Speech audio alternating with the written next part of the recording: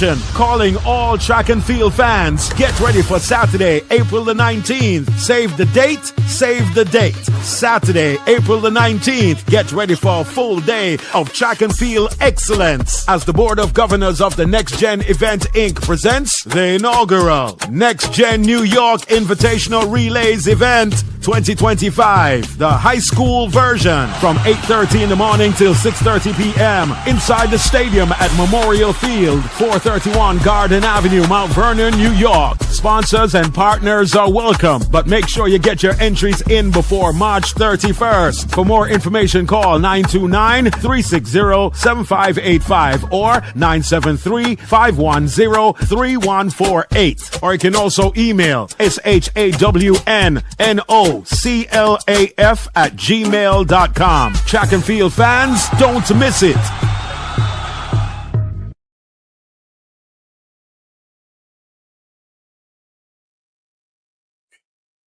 Yes, good night, my Facebook family and friends. Sorry for the late start, but sorry with some technical issues tonight. I know what was going on, getting back a feedback on my platform here tonight. So I had to just shut it down, reboot, and here I am. Yes, I want to welcome you to another episode of My Perspective. I'm Sean Falcon, your host, and I hope that you've been enjoying this episode tonight of My Perspective. You know, I've got a lot to talk about tonight, but first let me talk about, last Sunday's big Super Bowl event. Yeah, I want to talk about some sports tonight. Quite frankly, the Eagles played a game with lights out. I was kind of Kansas City, yes, for the repeat. But Eagles, yes, Rajdeep, yeah, I'm talking. Yeah, when son come on, look at me and I must talk about what happened. But the Eagles played an excellent game from the sound of the whistle to the end of the game. They dismantled, they destroyed, they outrun, they out-tackled, they out-tossed, out-passed Kansas City for the first two quarters of the game. And therefore, third and fourth quarter were just academia. Yes, third and fourth quarter of the Super Bowl was academia. And so it was a well-deserved Eagles victory. But, I said that, I said that the Eagles will be coming strong for this game because they lost to the Kansas City in the finals, and Super Bowl finals 1 year. And I know that they'll be coming back out with a different mode and motivation to win this Super Bowl, and they did that.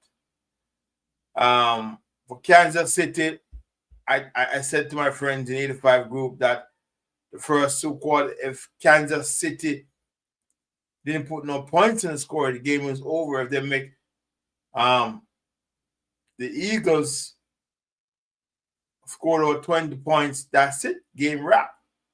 So said, so done.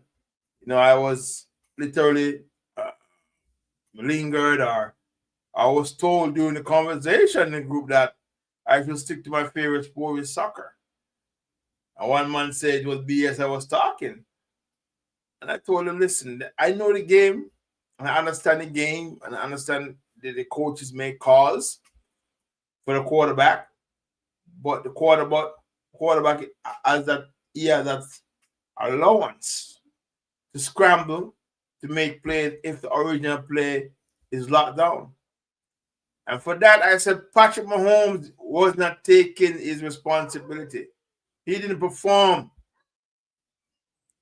at expected level for the first two quarters of that game. Therefore, it costs Kansas City the repeat. My thing is this: it doesn't matter how much a coach can talk, give you plays, or you have offensive coordinators and defensive coordinator give you plays. It boils down back to the player on the feet to make that decision. Because if the opponent reads and see your plays guess what? Then there will be an interception, which happened twice. It happened twice with Patrick Mahomes, and he normally doesn't give an interception like that. And there was no adjustment between the first quarter and second quarter.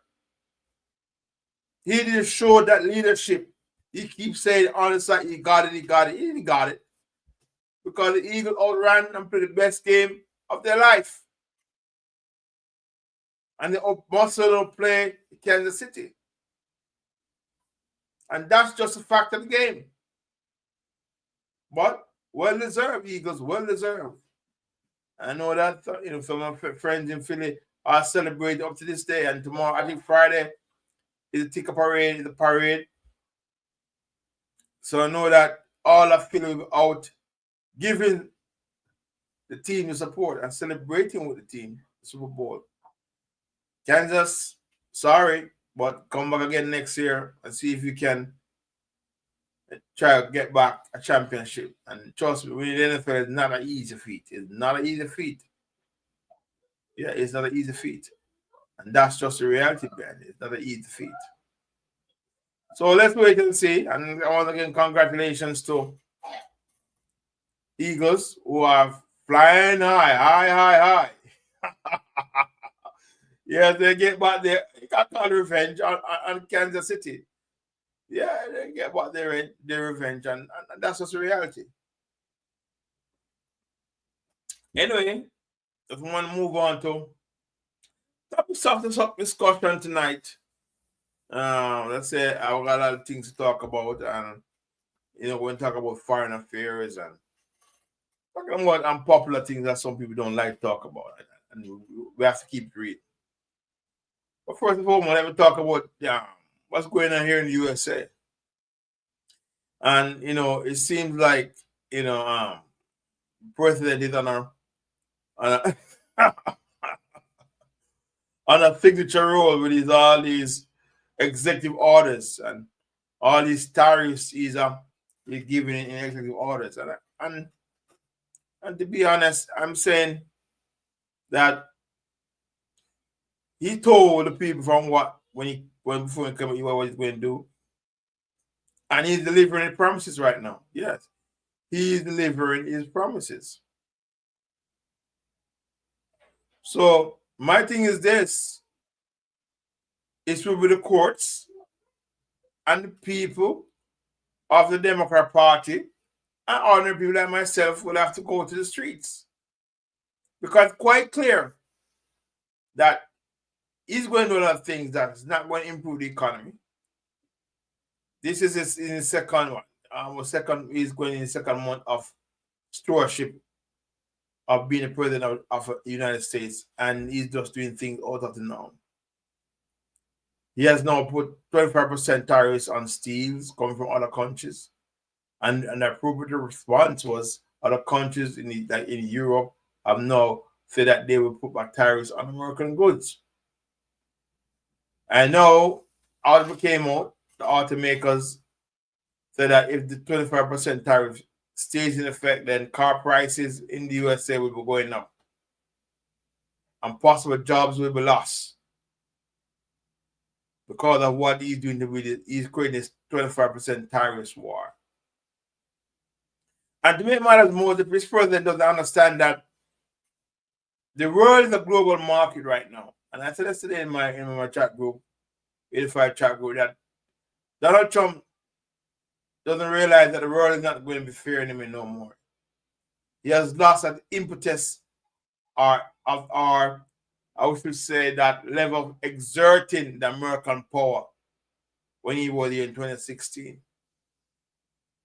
The world has now prepared for his leadership. And they have put a mechanism in place that will definitely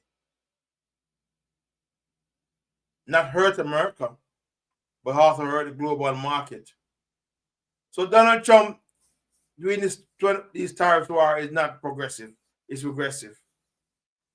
And in a recent survey come out this morning, I heard on the new ABC News that 25% that I would say the egg prices are going up. Inflation starting to creep up. I think when inflation went up by 2%. Gas prices are still high. And that's just the crux of the matter. Whatever actions he takes is going to affect not only the American consumer, but the global market. And it seems, as someone said to me in chat group, that Donald Trump is all about himself and his family and his oligarchs' friends, which is like Elon Musk. And talking about Elon Musk, I saw him went into the White House yesterday in an interview. I like with his young son, you know, there are certain protocols and decorum that are expected as a leader, but he doesn't have any because he believes that his money is his power. So he feels that he can do and say anything. But they kept asking some questions about his role and all that. And it's quite clear that he doesn't understand that government is totally different from running. It's government is different from private sector. And his draconian moves in terms of trying to go in and take over control and try to reduce staff, closing down agencies is not going to fly that easily. And I can guarantee if we close all these agencies and reduce staff without even going through the proper channels, which the courts presently have blocked a few of them, and I expect more court challenges, then there's going to be some consequences for the Republicans in the next election which is due next year. Or this year, next year, sure. Midterm elections. And I'm sure Donald Trump doesn't want to lose the House or the Senate. So now, Donald Trump is, I don't want to say Elon Musk. Elon Musk can go back to his business anytime. But Donald Trump, president and his Republican Party are on a slippery slope right now. Yes, they're on a slippery slope.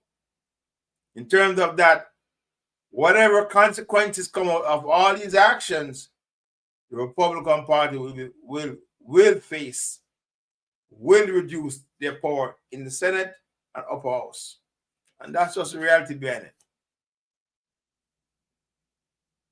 So Donald Trump and his friends, Elon Musk, will be facing a lot of challenges from the people on the ground and the courts.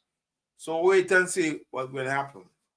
But I want to play a video, and I want to talk about more Donald Trump. I want to play a video which I was promised on last week that I would play. But I want to play it's a 5-minute video.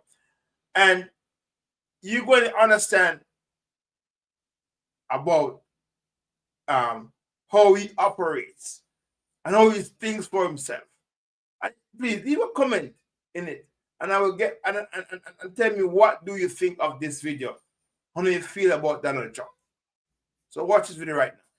This is about immigrants who work for it. Listen carefully. Watch this carefully now. They arrived in vans.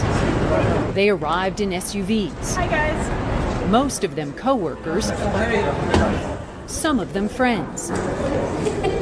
There were 19 of them, each with a story to tell. They all took the elevator to our studio. 3 elevators, in fact. What were all these people doing here? All of them wanted to talk about their years of working for Donald Trump's golf clubs. They also all have another thing in common. Raise your hand. How many of you are undocumented workers? And how many of you worked for the Trump Organization? Raise your hand. All of you.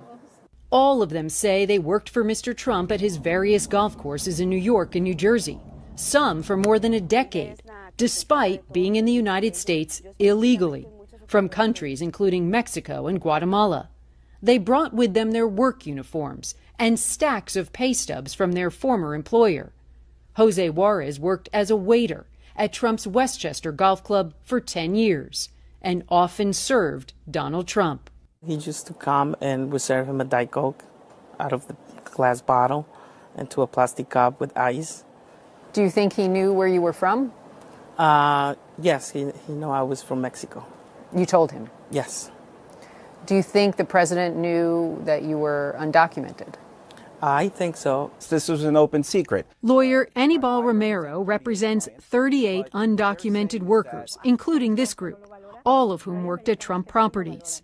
He says 11 of them were quietly fired in January from Trump's Westchester Club after the club did an audit in the midst of the government shutdown and the fight over the border wall.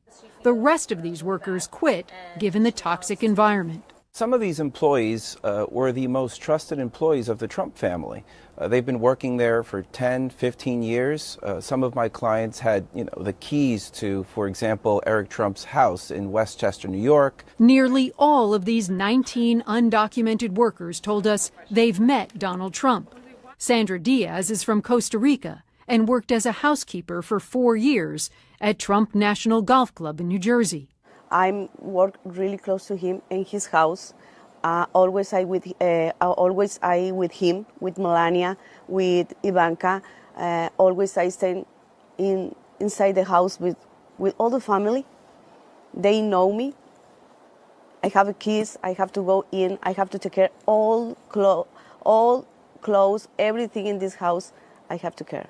Sandra told us she believes Donald Trump knew she was here illegally because he has to sign off on everything at the club. How do you feel when you hear the president say that people like yourselves shouldn't be in this country? I feel really bad. All of the workers paid taxes, but were not given benefits. Victorina Morales also worked at Trump's golf club in New Jersey as a housekeeper. For 5 years, she made Trump's bed and dusted off his golf trophies. Did you ever tell the management at the golf course that you were undocumented or that you didn't have the right paperwork? She told us yes. She told her supervisors, but was told legal papers didn't matter as long as she did the work. What documents, ¿qué papeles did you show when you applied for the job? Victorina says she didn't show any paperwork when she got the job, but in 2016 she was suddenly asked for legal documentation. She says when she told her manager she didn't have it, he got his cousin to take her to a house in New Jersey to get documents, and that her manager himself paid the $175 fee for her fake documents. There was another client I have in Westchester who presented fake documents, and he was told that they didn't look good enough. So they had him returned 3 times to get fake documents that looked better. Did Donald Trump know where you were from, and do you think that he knew you were undocumented? Victorina told me Trump once asked her where she was from, and she told him Guatemala. She says the majority of housekeepers were undocumented and that Trump must have known. Margarita Cruz worked as a housekeeper at Trump's golf club in Westchester, New York for 9 years. What do you think when you hear Donald Trump talk about undocumented workers and how you shouldn't be allowed in this country, yet you worked at his golf club?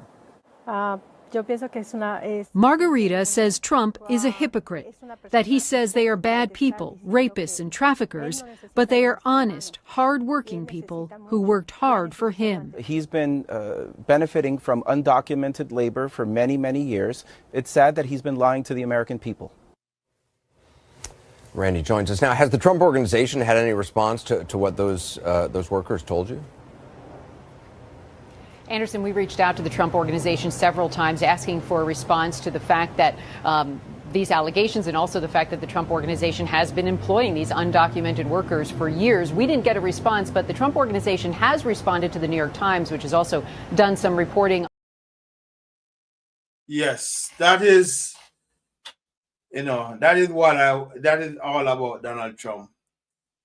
And if you guys see what I'm saying now, is that he thinks for himself and his family and his business. It's quite clear he used all undocumented workers, most undocumented workers, working on the golf course, working on the properties that he had. Now, I'm not saying not to get to the ones that who break the law are not to be deported. I'm not for that. I'm all for that. But to try to use your power as a president and also invoke fear in people who are undocumented in this country who have worked for you, who work for you at your golf courses, for 5, 10, and 15 years or more. The real question is, why put fear in those people, undocumented people? And go in another mode, Guatemalans or Hondurans or Mexicans. It's all from people in the Caribbean too, all over the world, China, wherever, who come to this country for a better life. And it's quite clear these people may have been exploited, being paid cheap labor. And it's quite clear they were all given fake documents, fake social, fake everything. And they get a pay stub. Donald Trump was breaking the law and getting away with it. And that's the reality with power. He exploited people to gain his wealth. And now he's trying to take away and move them out of the country. And I really hope, and I'm being serious, I really hope that the fear factor of all these people will go away, and it's only targeted persons who have committed crimes or part of gangs that are really deported. My thing is this, and I say it without apology, undocumented, more than undocumented workers here, which country they come from, just want a chance to make their lives better. And I can't, I would say, for the sake of me, or sake of life, I can understand why the Republican Democrat Party has not created a pathway for immigration that they can become citizens or green card holders, legal status. They keep talking about what they want to do, but no action. And I've been in this country for over maybe 30 years or more, and straight talk, but no action. Other countries have do it, neighbor up North Canada, have a lot of people to fight for themselves and their family. And those people have been able to live a productive life in Canada, contribute taxes and contribute to the country wealth, and contribute to the country productive life. But in America, it's the other way around. We have illegal immigrants for years, who have been here for years, even before I came here, who are making some form of contribution, but they weren't able to gather any green card. I'll get a legal status, I should say. It just does not make sense. But the business person, it makes sense, because what the business person will do is to pay these illegal immigrants very cheaply. At times, it's below minimum wage. Because they know that the people, their statuses are not legal, they're illegal.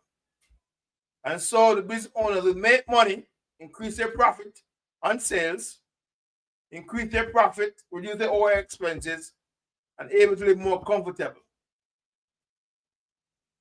I think it's time, I'm not sure where I'm in Donald Trump's time, but it's time the Republicans and the Democrats come together and put a real policy in place called the pathway to citizenship in this country if you're an undocumented or illegal immigrant. Put in place, because a lot of these illegal undocumented immigrants are hard-working people. They have no time to get in trouble with the law. But it's the other way around, the law is looking for them. And they are contributing more to the American society than even their own Americans. Because the undocumented workers do odd jobs that the regular Americans will not do. Especially Black Americans, they don't want a certain job. Give them to the immigrants, or illegal immigrants, because they're not doing certain things. So my final word on that, America needs to really visit and put some legislation together for people who have illegal status in this country to become legal citizens of this country and make the contribution. And the reality is that a lot of the illegal immigrants here in this country are paying taxes. But the downside of it is that these illegal immigrants don't get no benefits. No health insurance, no 401k. They don't get no benefits. And you saw it in the video a few minutes ago. They work for 5, 10, or 15 years and they get no benefits. But they pay taxes like everyone else. America has a lot to think about. And Donald Trump is not going to be the one who's going to make those changes. He's going to want to be exploiting all those illegal immigrants and continue to use the undocumented workers for his business. Anyway, moving on. So, I see where Mayor Adams, oh boy. Yeah, Mayor Adams, Department of Justice, wrote a letter to the prosecutors to drop the case against him.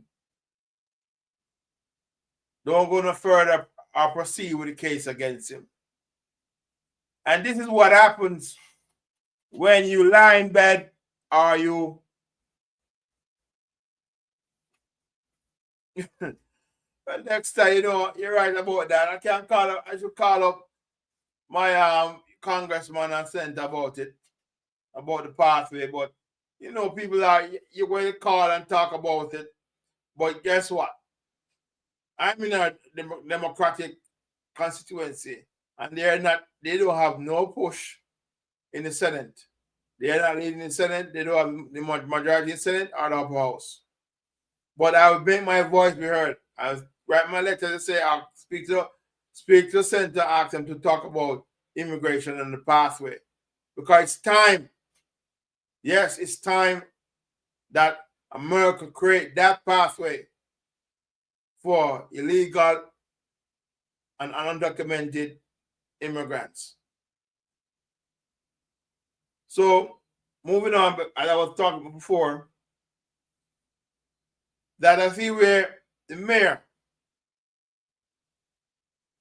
Mr. Adams, the Trump Department of Justice, I should say, asked the prosecutor to drop the charges. My thing is this. I prefer the course of justice to run. Yes. I prefer the course of justice to run with Eric Adams, because if he says he's not guilty, let the courts decide. Let the courts decide. And this is what I don't like about absolute power, where the president can direct a department to drop a case against a fellow politician. I don't like it. And I'm going to be honest with you. I don't like it, because it only sent one signal, that there was some backdoor deal, from my perspective, or some collusion that was talked about between Donald Trump and Mr. Adams, and so he decided to drop the case. Therefore, I would say Mr. Adams will have some favor to return to Donald Trump. And the word of the street is that Eric Adams will be helping Donald Trump as much as possible to get rid of all the illegal immigrants, or I'm going to put in quotation, the criminals of illegal immigrants in New York City. So we wait to see what was that negotiation and what happened. Why did Donald Trump ordered gave some directives to the Department of Justice to drop the case against Eric Adams? And rightfully so, the firestorm has come out against him. A lot of firestorm, a lot of people started to blaze up fire about that. I won't call it a sweetheart deal, but that deal, and the Department of Justice sent that letter out that gave the prosecutor directives to drop the case against him. One thing I learned about politics or whatever these things happen, after a while, things start to come out plainer and clearer in the eyes of the public. Can't hide favor. Nothing can't hide favor. So he has gotten away. He's now free to do. And I must say, what they said while they dropped the charge was arguing because it's going to obstruct his re-election for mayor. And when he says that, it seems like they have a plan. They want him to be re-elected mayor because they have a plan to use him to do some deliverables for the Trump presidency. So let us wait and see. And I'll move on with that. The next thing I want to talk about is that the American president, as I said earlier, he kept on today asking him about Gaza. Gaza. And it's quite clear the president is determined to take over Gaza. But he has a clear plan. And all the Middle East countries are against him right now. They're saying that they will not take anybody for no Palestinians in their country. Only Jordan committed to help the sick by taking over 2,000 members. And it seems like right now they with the Hamas, seems like the negotiation has broken down. So the Hamas leadership is saying that they won't be releasing no more. They won't release the rest of prisoners who they have captured. And so Donald Trump weighed in and said, listen, they give them till Saturday midday to release, or else everything breaks loose again. My thing is this. The people of Palestine don't deserve this. They don't deserve what is going on. I understand they have created the monsters in terms of the Hamas group who went into Israel and killed over 1,500 people, massacred them, and took over 300 hostages into their country. But for heaven's sakes, if the deal break down again, only give Israel rights to go in there and to kill innocent people along with Hamas.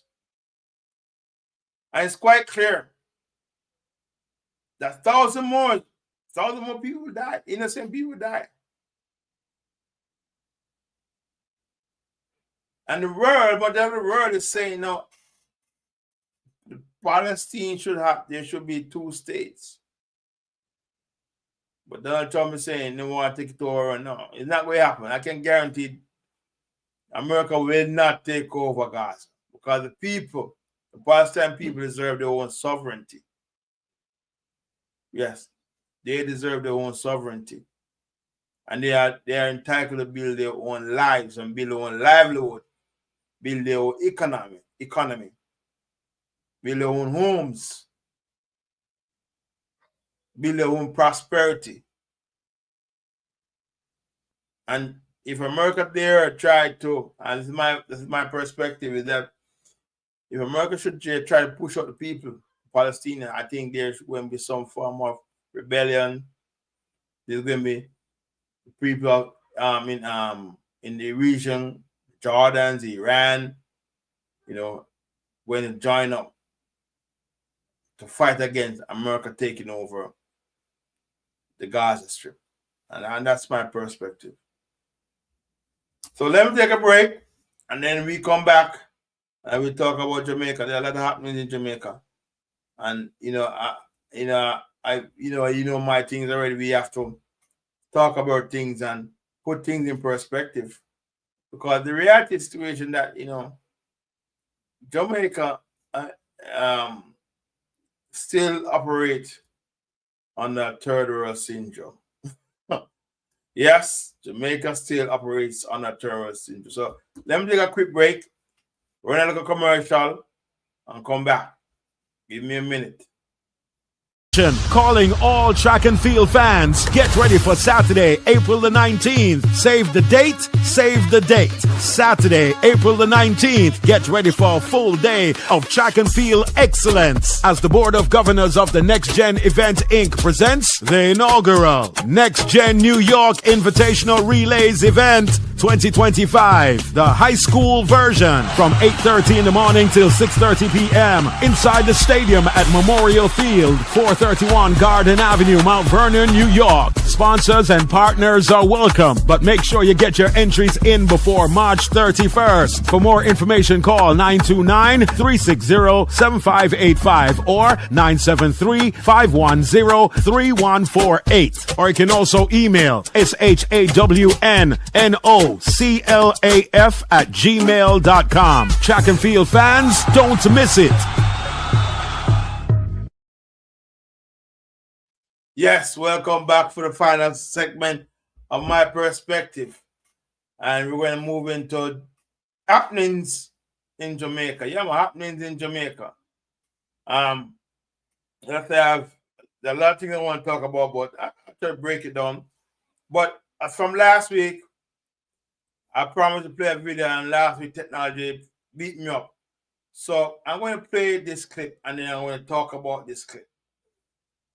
Okay, I want to talk about this clip, and then we move on into other areas where there are things that really bothers me, and these are institutional regression for the past 30 years or more. So listen to this clip, and I want to talk about it.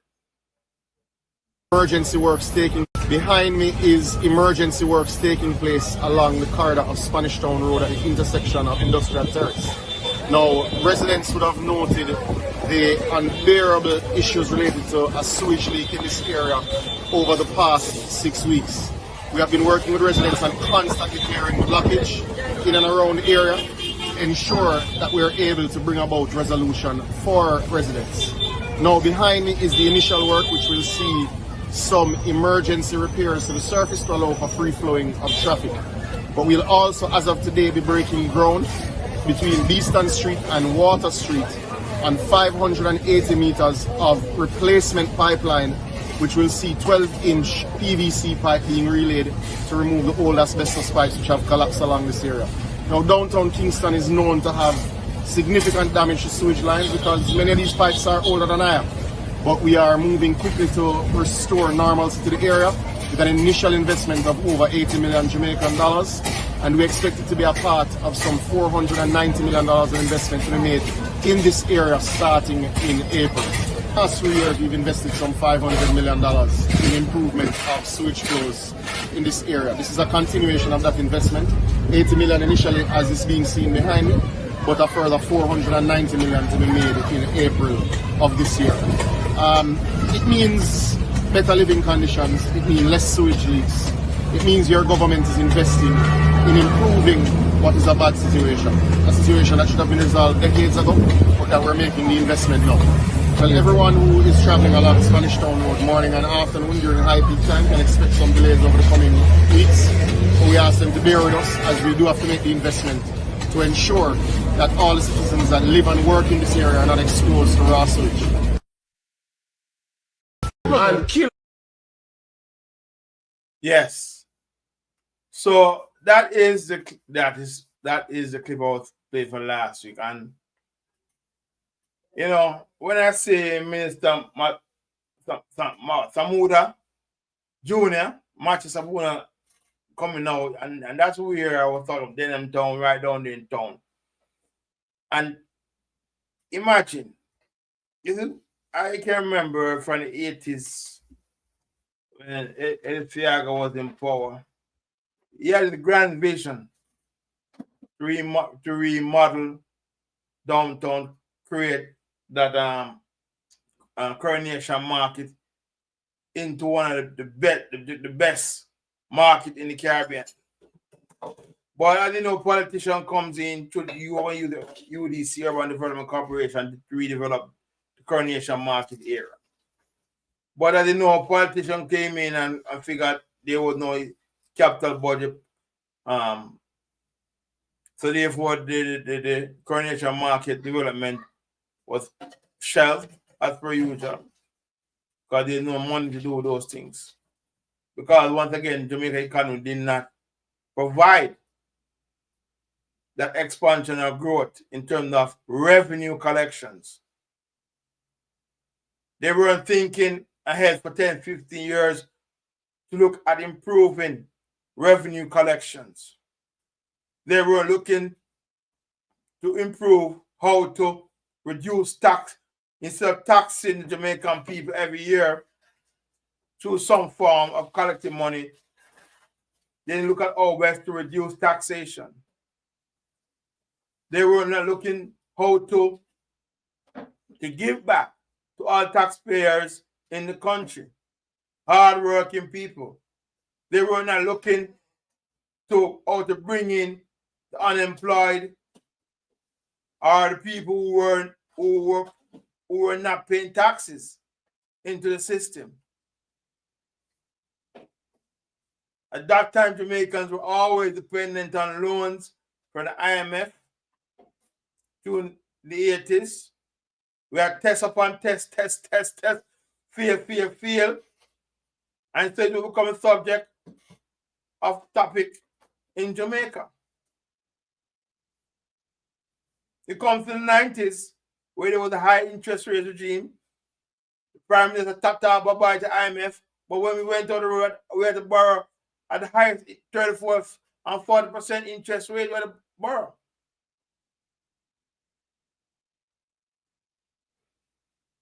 And now,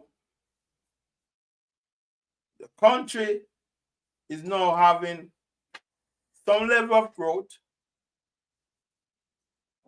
low unemployment, or GDP is good. And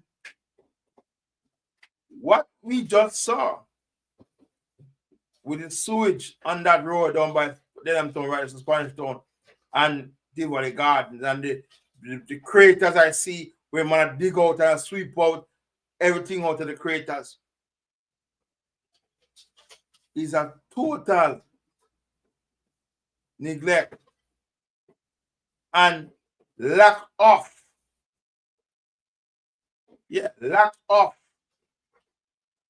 foresight by our politicians. Yes. And so my thing is this,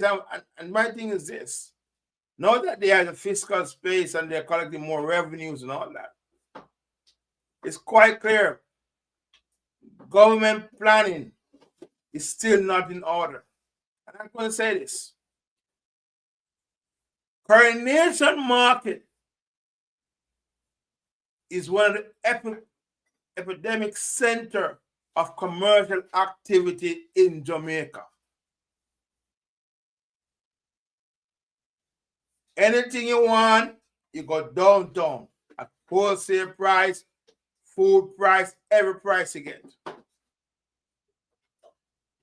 Coronation Market downtown is the epidemic center for commercial activity. Anyone who can tell me otherwise, prove me wrong. So my thing is this. If you have fiscal space now with funds to available, where is the planning to make sure you can expand the commercial epidemic space in downtown Kingston, which is the Coronation Market and its surroundings, the community around it? Where are the plans to facilitate growth in that area to bring in more people into that commercial center?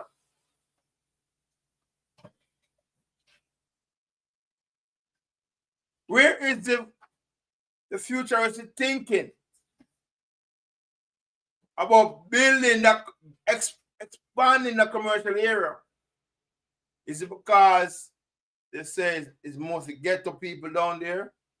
You have the Tivoli, Craigtown, Denham Town, Matthew Lane. Where this I know government thinks. I'm going to give an example here in America. Harlem. Yes, Harlem. If you want to know our history, where there was drugs, guns, crime, everything in that community. But what did New York City and the federal government started to do? And they had beautiful houses, brownstone, they started to do, I think, a re-gentrification. They started to encourage small businesses to go into Harlem. And now, Harlem is one of the most, I would say, it's maybe a uptown place with a mixture of, I would say, business, government offices, private businesses, home, rich people in Harlem right now. Because they have decided that they're going to develop and bring in people. Gentrification took place, new businesses were created, government offices were created in Harlem. And now Harlem is one of the hottest property in America right now.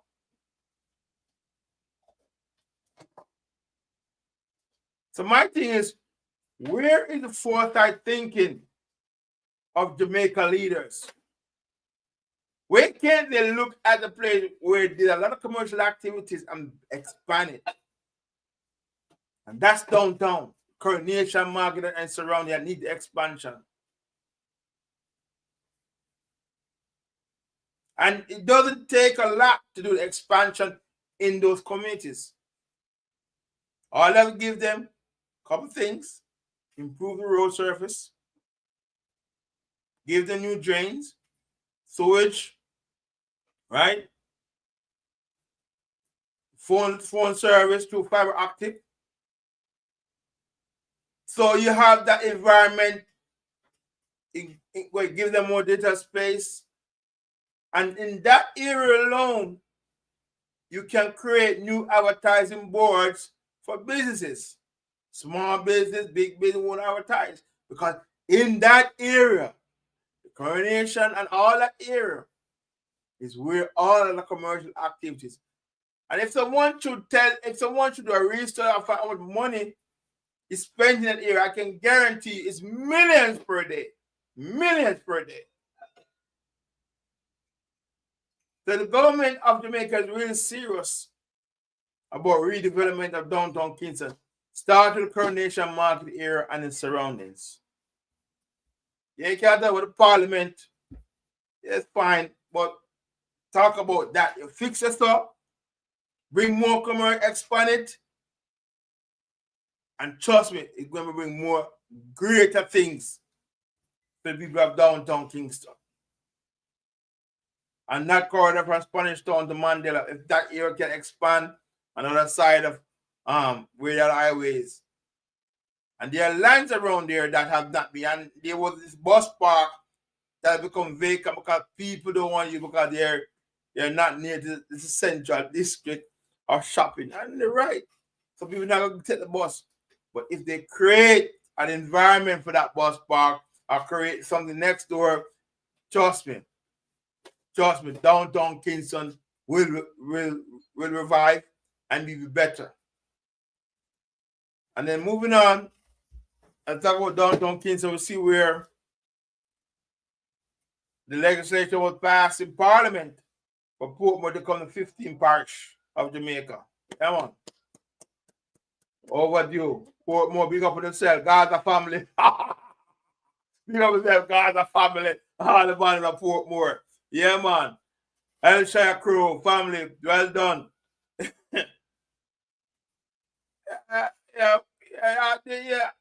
Courtney, I agree, that was a crime.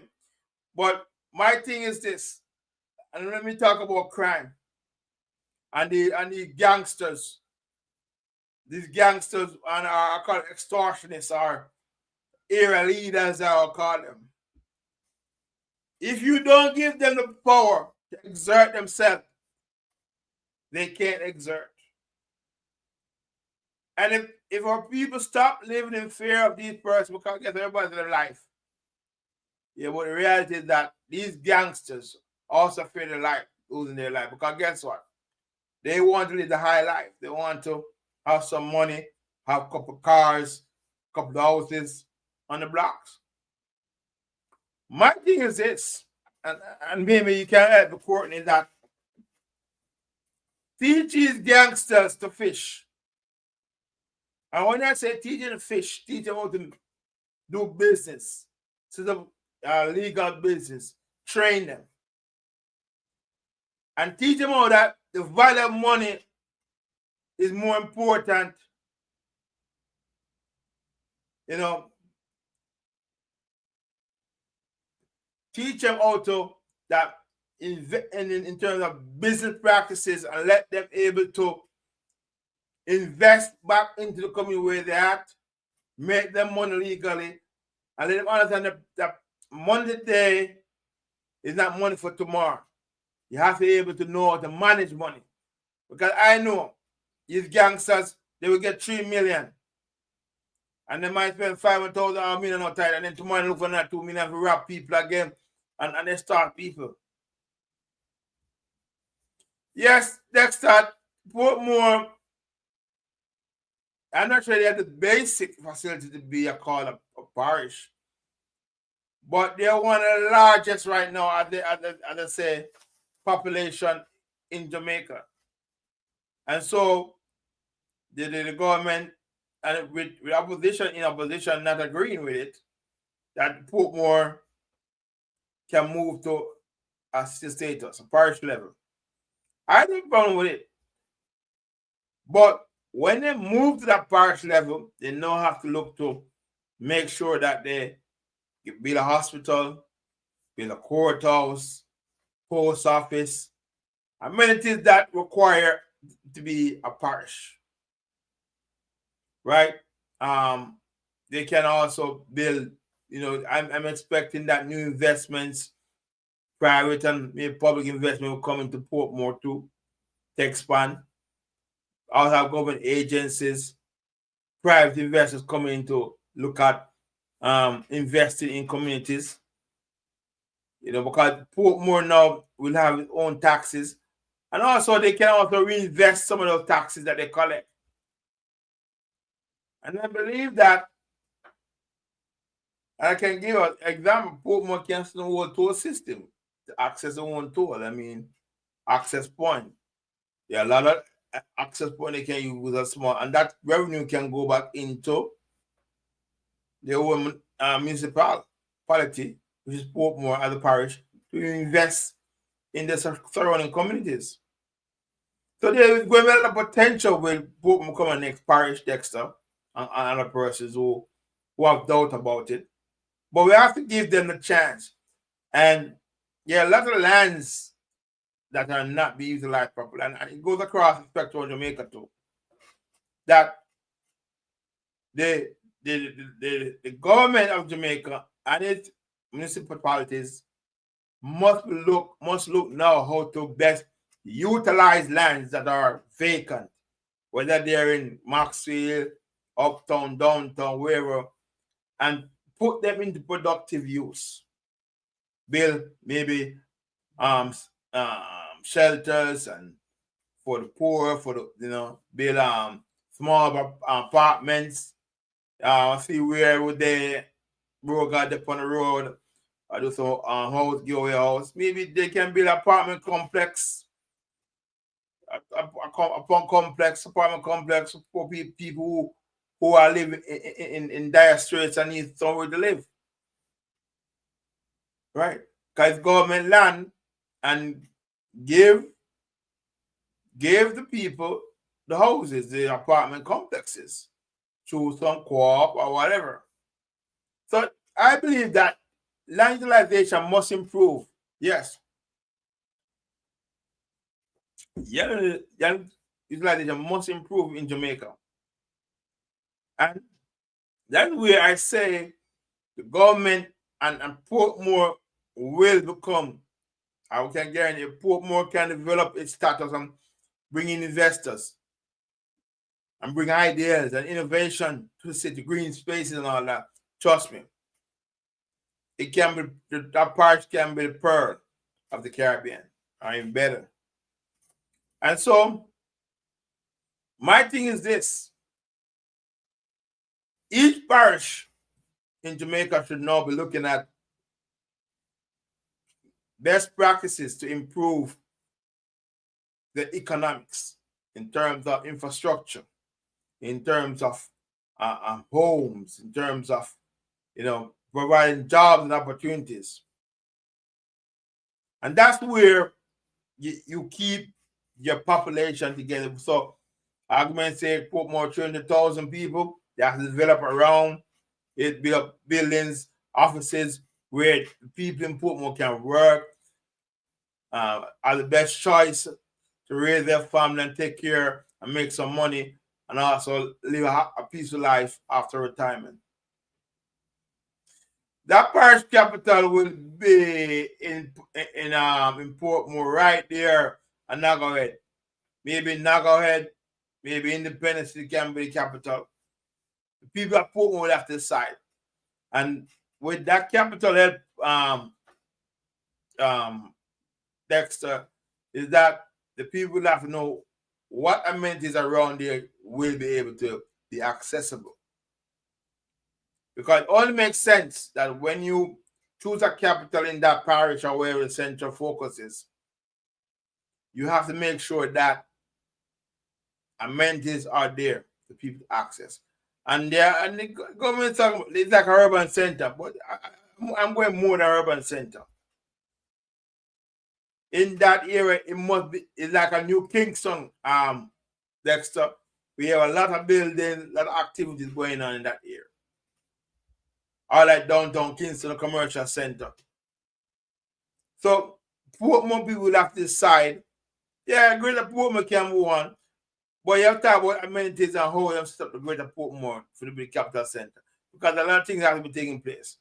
And remember, the soil and all that will have the ergonomics of the area will have to be looked at to. And when they start building, the leader of the parish, Portmore, will have to put some serious plans in place in terms of what they want to build in that area to be a center. So a lot of things so this is not going to be a one-night thing. And Jamaican politicians, everybody should know that they now need to plan futuristic, 10, 15 years, and must follow through with whatever they're planning. Too many times they have these futuristic plans, one part of change, and everything just went to go to waste. And that's what I'm doing infrastructure. One part come in, be barred, can't do roads. One means the project from pothole free 1 year, it didn't happen. So a lot of things will have to take place in terms of getting the parish of Portmore up to standard. So my thing is this: I congratulate the people of Portmore, and I wish them all the best in their parish development, because now is the real work. And it's going to need all hands on deck.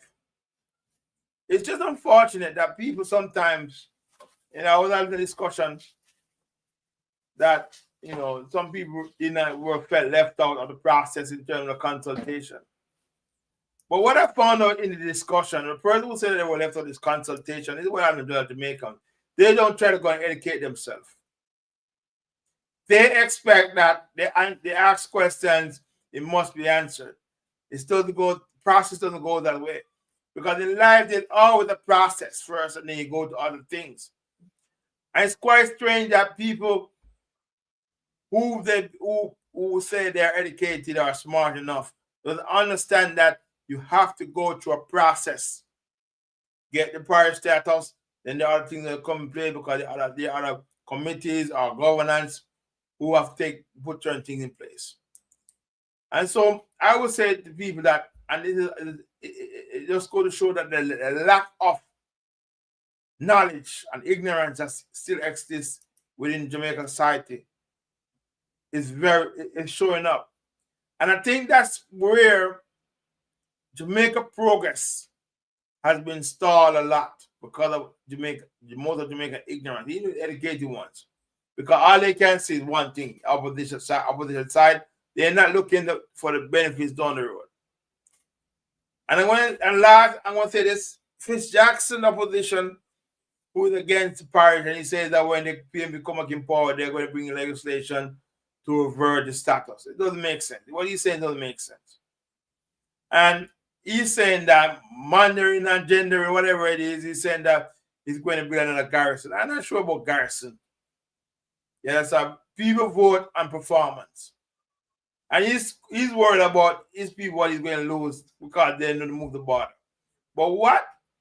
According to Warmington, he said that the address they were using were P.O. Box for St. Catherine.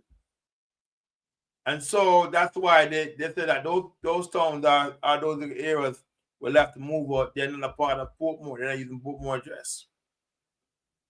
And so they reline the borders and make sure everything is in good place. And but to hear the opposition is barking and crying and walking, it doesn't make sense. Our politicians must be able to sit at the table and come to some common agreement and move forward. When you empower the people, it's more better than when you try to oppress them. And this is what our politicians have done to us in many years. And it's very unfortunate for Jackson taking his stance. He keeps his position is very oppressive, not progressive. Yes, his position is very oppressive, not progressive. And that's where our politicians need to get to understand that you cannot keep your people in oppression state. I'm not sure it's by design or choice, but the actions at times give that impression that they want to keep people, Jamaican especially, or Jamaican people in oppressive state of mind. The dependency syndrome. Everything will go to the politician and try that. And if you try to climb out of it, they try to keep you back down. They don't try to provide opportunities to move you forward. And they try to provide opportunity for you to move you forward is a favor you have to do back for them. Yeah. The ones that escape the oppression is the one who are thinking mind and try to move around the circle and move away from the circle or use their brain to get what they want. Jamaica politics is oppressive politics, not a progressive politics. And if someone can show me otherwise, show me. Anyway, in closing, I must say thank you once again for being a part of my perspective. I really appreciate your time. Hopefully next week I'll have a special guest next week. And we can talk more about it. I'm trying to get someone who's in the immigration circle here in the USA to come and talk about his advocacy and how best immigrants or illegal undocumented immigrants can keep themselves safe and their family safe. Because the fear that they will all be deported is real. It's no joke. It's no joke. You know, even my wife, who she's legal, she's in fear. And I'm saying, don't fear. Just walk in faith. So my friends who have tuned in, thank you for joining me. Big up yourself, Dexter. Big up yourself, Courtney Wilson. Thank you for all your comments. I appreciate your time. And once again, listen to my program, My Perspective. So join me next week for another episode of My Perspective. Enjoy the rest of the week. And I will see you all next week, Wednesday, for another episode of My Perspective. Have a good night and stay safe. Peace out. One love. Calling all track and field fans. Get ready for Saturday, April the 19th. Save the date, save the date. Saturday, April the 19th. Get ready for a full day of track and field excellence as the Board of Governors of the Next Gen Event Inc. presents the inaugural Next Gen New York Invitational Relays Event 2025, the high school version, from 8:30 in the morning till 6:30 p.m. inside the stadium at Memorial Field, 431 Garden Avenue, Mount Vernon, New York. Sponsors and partners are welcome, but make sure you get your entries in before March 31st. For more information, call 929-360-7585 or 973-510-3148. Or you can also email shawnoclaf@gmail.com. Track and field fans, don't miss it.